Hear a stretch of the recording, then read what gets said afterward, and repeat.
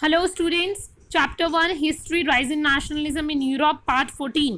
Part 13 में हम discuss कर रहे थे कंजर्वेटिव्ज्म के बारे में। हमने डिस्कस किया था कि वो कैसे अपने ट्रेडिशन को प्रिजर्व रखना चाहते थे, और वहाँ पे मैंने आपको बताया था कि वो वेन्या में एक मीटिंग हुई थी। उस मीटिंग में क्या क्या चीज़ें डिसाइड की गई थी, ये चीज़ें आपको पता कर रही हैं कि अब क्या क्या हुआ था वेन्या की मीटिंग में। इन 1815 नेपोलियन वॉज डिफीटेड। देखिए, नेपोलियन जो थे फ्रांस में बहुत ज़्यादा रूल ओवर कर रहे थे, बहुत ज़्यादा उन्होंने क्या किया था, वहाँ पर अपना कब्जा कर लिया था। आसपास के जो राज्य थे उन पर भी अपना कब्जा करना चाहते थे। बट नेपोलियन को किन्होंने डिफीट किया था? यूरोपियन पावर, यूरोप की कुछ कंट्रीज थी जो जिन्होंने नेपोलियन को डिफीट किया था, बिकॉज अब उनकी जो चीज़ें थी वो क्या हो गई थी, ऑटोक्रेटिक हो रही थी। वो लोग दूसरों पर रूल ओवर करना चाहते थे। तो यूरोपियन की 4 मेन पावर्स थी, Prussia, Austria, Britain and Russia.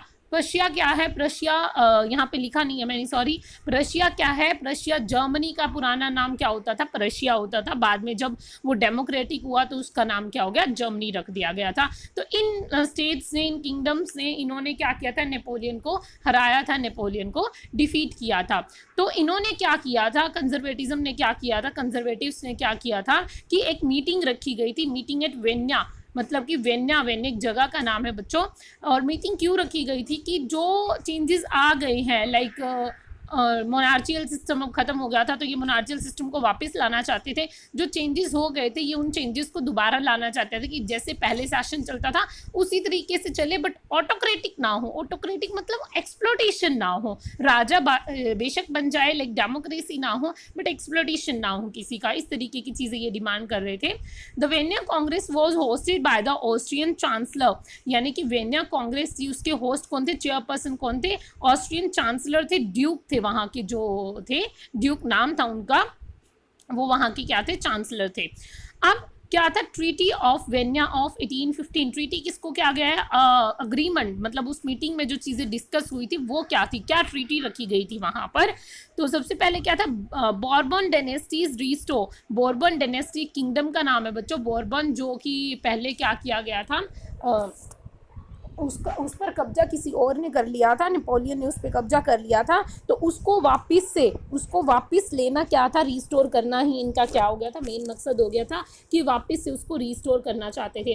Taken back territory from the France. जब फ्रांस में नेपोलियन रूल ओवर कर रहे थे तो उन्होंने क्या किया था? बहुत सारी टेरिटरीज को अपने अंडर कर लिया था, बहुत सारी टेरिटरीज पे अपना कब्जा कर लिया था। तो क्या करना चाहते थे वहाँ? उन्होंने क्या किया?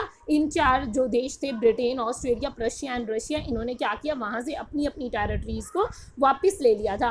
Prevent French expansion. अब क्या कह रहे थे कि फ्रांस जो है वो आगे आगे फैलना नहीं चाहिए। मतलब वो फ्रांस क्या करता था, जैसे जैसे उसके देश के आसपास जो भी चीज़ें लोकेट करती थी ना, उसकी बाउंड्री पे जो जो टेरिटरी पे लोकेट करता था, वो वहाँ जाके अपना कब्जा कर लिया करता था। तो इस तरीके की चीज़ों को बंद किया गया था कि अगर ऐसे हुआ तो फ्रांस तो फैलता जाएगा, फ्रांस तो फिर एक दिन पूरी दुनिया पे अपना कब्जा कर लेगा। तो इस तरीके की चीज़ों को रोका गया था वेन्या की मीटिंग में। ये सारे डिसीजन वेन्या की मीटिंग में लिए गए थे कि इस तरीके का एक्सपेंशन किसी भी नेशन को नहीं करना चाहिए। इस तरीके की अगर एक्सपेंशन होगी तो एक ही जो देश होगा वही रूल ओवर करेगा, वही राजा रूल ओवर करेगा यहाँ पर।